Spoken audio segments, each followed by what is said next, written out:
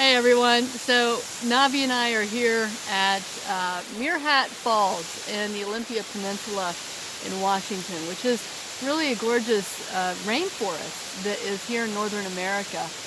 And so I wanted to shoot your introduction to the west direction here, because I am pretty far west in the United States, and what a gorgeous place.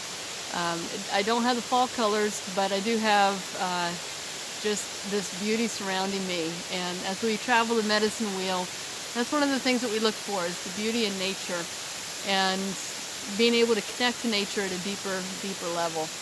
So when we come into the west direction, we're really, entering into that harvest time of our lives, and we're looking at the external world to see how does it match up with our internal world. Is it what we really want to be manifesting in our lives? And so when you look at your external world, really you can assume that what you see is the manifestation of what seeds you planted in your east direction, and that could have been 10, 20, 30 years ago, could have been yesterday. If you ate something bad, then you're going to manifest in the west direction an upset stomach the next day or that day. And so really we're constantly doing this assessment of our external environment. Is it matching the internal, and is this what I want, really? When we come into the west also, we work with some really strong energies of, it's a great time to set boundaries. It's a great time to work with our ancestors.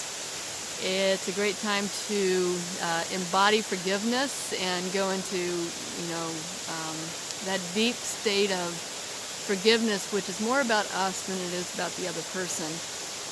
And we also create that sacred space. So, again, looking at your external, if this is not something that feels good to you, then this is the time to shift that and really begin kind of cleaning out the clutter. And if you're so let me first explain too, east and west kind of have this similar vein, and both it's a masculine direction. And so you think of spring cleaning, and then you also think of, in the west, we are working with that sacred space. So you clean out that clutter. You clean out the things that are not serving you, that are not raising up that vibration. And then as we go into the north and again into the east, we go into it consciously, more consciously, to determine, is this, what seeds do I want to plant next? I don't want, if you're not liking your external world, you want to replant that garden and take that effort to do so consciously. When we, the West is a lot about death and rebirth, and we kind of, that lends itself to go with the idea of, I'm sorry, this. She does not want me filming this introduction. She wants to go down to the falls and play. Anyway, you choose what needs to die off in your world, and whether that is that resentment you're holding on to, and you do that death and rebirth through forgiveness, whether it's the poor boundaries that you have, those need to die off, and birth some new boundaries. If it's in your space, whatever it might be. The other thing that we can work on in the west direction often is our past lives, and the ancestors are extremely pertinent in the west direction. The reason for that is that Samhain, or we know it as Halloween, but Samhain is October 29th through November 2nd, I believe. And that is when the veil is extremely thin between the worlds. And so the spirits and the ancestors on the other side of the veil become very accessible to us. And likewise, if you're in the southern hemisphere, you're experiencing Beltane, and that becomes the other opposite thin veil. So you really want to begin looking at your world and making that assessment. And when we go through these next 5-6 days, we're going to actually do some assessments to, find where do I need to lean into more? What do I need to build up or take away or let go of or forgive, etc. And how best to use that energy in the West direction. Now, in terms of the medicine wheel, when we look at directions, we have gatekeepers, and we also have chakras. We've got elements, all kinds of stuff. Stop. Okay.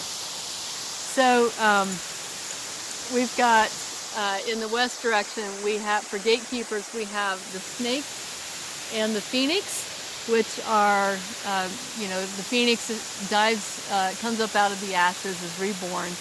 And then we've got the snake, which sheds its skin, another symbol of rebirth. And then for the element, we've got fire. And you think of the setting sun. When you think of seasons, it's the fall time. Time of day, it's around dusk when the sun is setting. And in the age of our life, we look more towards like 50 to about 70 is the time frame for your west direction. I just came into my west direction. I turned 50 last month, and so every direction has such a myriad of elements that really tend to bring that flavor of the direction to life for you.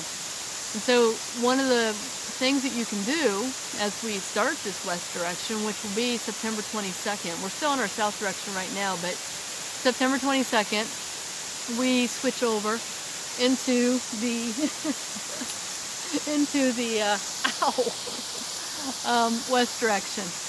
And when we do that, I would suggest that you make an altar that is for the west direction and put things on the altar that represent that energy. So fire energy, it's also, you could put some ashes, you could put pictures of your ancestors, you can put, the color would be more like that red, deep red, orange color.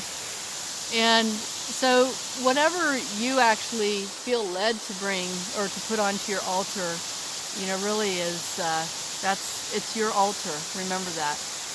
And I want to say something about that also, is that, the energies of the west direction, for each of us, it can be a little bit different. You can have, maybe you feel in your heart and gut that the water element is more prevalent to you in the west direction. Then create that element for yourself in that direction. There's no hard, fast rules when it comes to the medicine wheel, and the reason for that is because it's a very ancient tool that was used by many indigenous cultures. And when the indigenous people were using the medicine wheel for ceremony, ritual, and for healing, they were really capitalizing on the information that they had in the area that they lived. So somebody in Siberia is going to have a much different medicine wheel than somebody in Ireland or somebody in North America. So I say that because we have like an intuitive compass within us that tells us what feels right to us. And sometimes I see people doubt that, and they want to, they feel like they can't have that because somebody told them. And really, it's your medicine wheel, and I really want to stress that. So take some time to go into a meditation and ask for your guides to illuminate to you what are your what are the qualities that you feel come with the west direction. What do you feel when you go into fall? And I will say gratitude is another really strong thing that energy that we work with in the west direction. So sit with what feels right to you, what comes to you intuitively, and then be shown some of the elements that you can put into your own altar, and begin collecting those items so that you can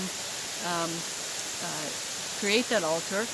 And that would be a great ceremony to do when September 22nd comes around. So Navi is really not feeling the west direction right now. She is all south. Wants to play. All right, you guys. So get ready. We are going to gear up, and I'm going to travel on to the rest of the Olympia Peninsula today and tomorrow, and maybe another day. I'm not sure. And then hit Montana and keep driving. And as I do, I will be creating some videos in some very beautiful places that will lead us onto this fabulous soul dive that we're about to do. Thanks for being present, and if you know any friends or family that you think would benefit from this kind of work, please bring them into the group. The more the merrier. We'd like to get this information out to as many people as possible, because this is a great tool to use for soul growth. It's a tremendous way to navigate your life, to navigate the paths that you're on, to really begin to look at your life just a little bit differently, through a different lens. The medicine wheel is a great container for navigating life and circumventing some of those difficult things that we go through, and being able to see the bigger picture. When you start working with all the directions of the medicine wheel and bring in the energy from the different directions simultaneously, then you really begin to have some huge, deep effect in your life. And I want to touch on that too, that the medicine wheel, we don't just work with the West energy only in the fall time. We, for the sake of this workshop or the mentorship, we do each direction one at a time.